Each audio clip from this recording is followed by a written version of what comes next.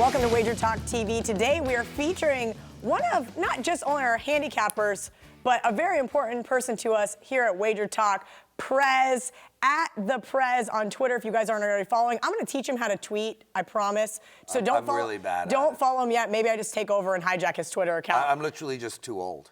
That might be it, just too old. I mean, Prez, if we actually just dyed your eyebrows a little bit and got you some Just for Men, you could be like 42. Wow. Somebody yesterday told me I don't look a day over 48. See?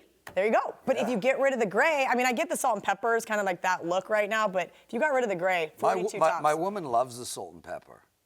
And my woman is 9 years younger than me, so I will pretty much keep my hair the way she likes it. Well, good for you. Nice score. 9 years younger by the Prez. All right, as you guys can already tell, I get this question a lot. What's it like to work with Prez? You guys see our presidential address videos every Tuesday on YouTube.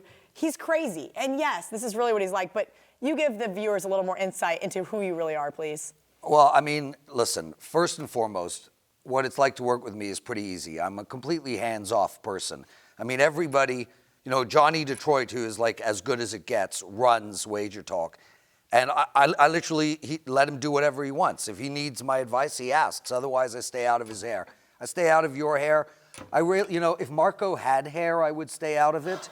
I do sometimes feed Marco, which is an interesting sight. But no, I'm totally hands-off. But you know, on a whole, who am I? The bottom line, Kelly, is as I get older, everything for me is about fun. Like, if you exclude my kids as the most important thing in my life, fun before everything is my motto. Fun before everything. I'm at the poker table all day yesterday. There's this miserable man on my right. I literally turned to him. I'm like, dude, we're playing poker. It's a $300 tournament. Come on, like, be happy. The guy's complaining and bitching. All I want to do is have fun. I want to have fun in our videos. I want to have fun out. I want to hang out with Teddy more often because me and him are so fun together.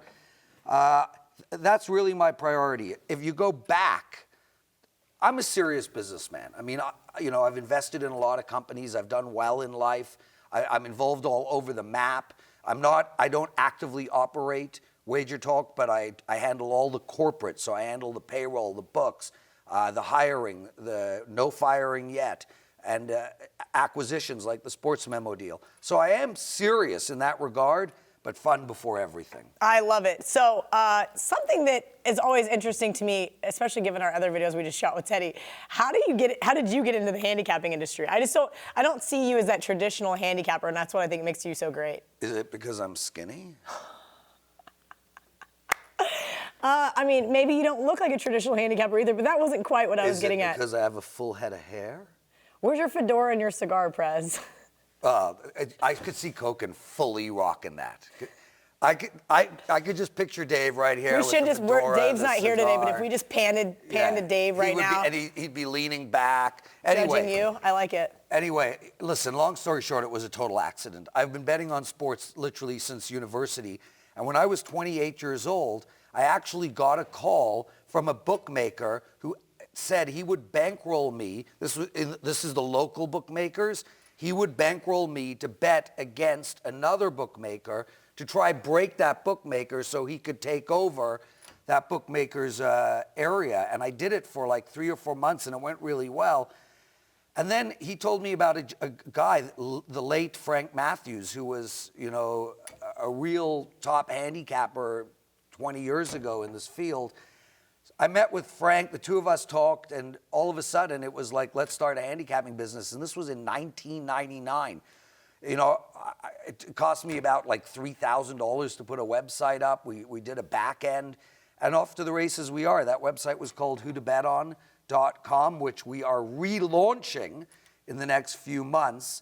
And I sold that business in 2007 to Bet Corp, which was a London Stock Exchange public company. They own Bet WWTS, Bet, and a bunch of other sites. But that's really how I got into the industry. I didn't know anything about the internet. I didn't even know, sitting in Toronto, much about the pick business. You know, Carmine Bianco, who works for us now, he was the only pickster that I had ever heard of. And it just came about as a total fluke, and it ended up changing my life. Yeah, so let's fast forward from 1999 to a few years ago. You are one of the co-founders of WagerTalk. How did that all come together? You know, honestly, I was like semi-retired, playing a ton of poker. I was skiing everywhere. Kelly, I think when people say, where have you skied? It's like, where haven't I skied is the better Well, question. thanks for inviting me. I'm also an avid skier. I don't get to get out much during football season. Okay, well, Kelly, let's go. Like Switzerland? Like right now. Where's the good snow? South America? You know what, I love skiing in Austria, but my favorite period is Utah. I just love snowbird and Alta. But long story short, I was really getting bored. 2014, and Marco and I mean, Marco's about as good a guy as you'll ever meet. We'd stayed in touch over the years, and I said Marco was unhappy in the job that he was working at, just really didn't get along with anybody and was just miserable, cussing out all the time, and I eventually got sick of listening to him. So I'm like, okay, Marco, put your money where your mouth is. I'll tell you what, I'll put some money in the bank. When I sold Who to Bet On, I kept all the technology, all the back end. I'm like, let's throw up a site. I'll put some advertising, some marketing. Marco put some money in. Honestly, Kelly, I thought it was like a 10% chance that he would leave the job that he was at and actually start WagerTalk with me from scratch. And it took about 2 days, and Marco was like, okay, I'm in. And we started WagerTalk, the two of us. Then a year later, Johnny Detroit joined us. And I mean, literally, between Marco, who is like a total legend in pick sales, and Johnny, who is literally iconic in customer service and marketing, and me just watching the two of them and not getting involved, it was an incredible team. And we have taken off. I mean, we're literally going into our 5th year. We're probably one of the largest handicapping sites on the internet. And it's to the credit of both Marco and Johnny. And now you joined us like 6 months ago. And Not even, yeah. Yeah, and it's just like, it's ridiculous. It's been a fun ride, but you're right. This is a different site than I've ever worked for before. Can you explain to our viewers why WagerTalk is different than its competitors? Well, I mean, firstly, from my perspective as a person who's inside of WagerTalk, everybody loves each other. Like, I mean, Ralph is such an incredible guy, so loving and kind, just exudes warmth. You know, Marco is unbelievable. I mean, Marco, a quick Marco story. Me and Marco played yesterday at the Win, $300 buy-in. Marco was out in the first half an hour. And I texted him at the break. I'm like, Marco, where are you? He's like, dude, I'm at the buffet. I got to eat $300 worth of food. How can you not love the guy? So internally, I love the people I work with. But from an external perspective, customer-wise, hey, Kelly, that's a true story. Like, ask him. From an external perspective, customer-wise, one of the biggest differentiators at WagerTalk is we are grinding bettors. We are not handicappers that are playing games of the year, 10-unit plays versus 2-unit plays.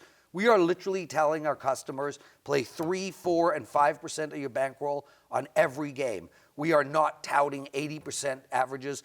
We are trying to emulate in our picks exactly what we want the gamblers to bet, as opposed to just throwing a pick out and leaving them to decide. You know, we're just grinding it out. I mean, honestly, if every 10 plays we go 6-4, if every 20 plays we go, 12-8, 11-9, we're ecstatic. And I think the mass audience out there is honestly just fed up with the hype. We don't allow our handicappers to use terms like lock. The people are just fed up, and the handicapping industry just needs to sort of move away from that whole 900 overly hyped nonsense and just focus on, 6 out of 10 games, 6 out of 10 games. Every week we go through our slumps, we go through our streaks, but if you can grind it and keep your bet size low, it works perfectly with us. And lastly, we have the Johnny Detroit and his customer service staff. Nobody is taken care of better than the customers at WagerTalk. I haven't ever had to call, but I know how well Johnny takes care of me whenever I need something, so I can only imagine how well he takes care of our clients. And now all of this is going to be placed over onto Sports Memo. Sports Memo will become a site with a different handicapping team, but it'll have the same incredible world-class customer service and the same betting concepts. Awesome stuff. Okay, last but not least, let's finish up and give the people what they want. What do they want? They want to know how to make money betting sports. So, Prez, give them a couple little tidbits here. Kelly, for me, it's like when I look at buying a company, when I'm playing poker, when I'm betting sports, I never look at how do I win. Nothing is ever about how do you win in something. Focus on not losing. Let the winning happen. But the key is to focus on mitigating your losses. When you're looking at buying a company, you don't look at the deal plan and say, with the excitement of I want to buy this company. If you do that, you're going to make mistakes and your emotions are going to get in the way of you. You always look at a deck when you're buying a company and asking yourself, why don't I want to buy this company? So never look to win. Look to mitigate losses. So with that said, my two biggest pieces of advice, and everybody knows this, but they still do it, is get away from the parlays. The parlays are ridiculous. If you do want to have fun and make a parlay style bet. Like mine, like the money line parlays where you have a risk a little to win a lot. But even with your money line parlays, if you turn it into an if bet, it's exactly the same thing as a parlay and it pays you true odds. So if you're looking at games at -110, if you're doing a 3-team parlay, you're going to get a 6-to-1 payout. If you do a 3-team if bet, exactly the same, you need to win all 3 games, you get an 8-to-1 payout. That is a substantial difference. So get rid of the parlays, no more, but if you can't help yourself, turn it into an if bet.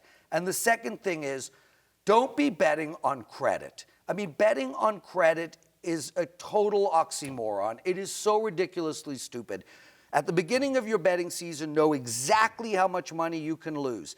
Call it 1,000, call it 10,000, and literally bet between 2 and 5%, between 2 and 4% of your bankroll all the time. If you're betting a percentage of bankroll as opposed to a dollar amount, the exponential and, for lack of a better word, de-exponential growth kicks in. So when you're on a big run, your bet sizes increase and you can take advantage of your run. When you're in a slump, your bet sizes decrease. So if you go, a dreadful 5-15, you actually shave 2 games off of that by decreasing your bet size. So your 5-15 actually works out to be around 5-13 because by the time you get to that 18th, 19th, 20th game, your bet sizes are much lower. So that's my advice. Get rid of the parlays and bet a percentage of your bankroll, not on credit. Good stuff from Prez. As always, make sure you guys give him a follow at Prez WagerTalk on Twitter. And also, make sure you check in Monday about an hour before kickoff. I always give some of the bookmakers in town a call. We call it the 2-minute warning, where I go over the entire NFL card, see where the public money is, see where the sharp money is right before kickoff.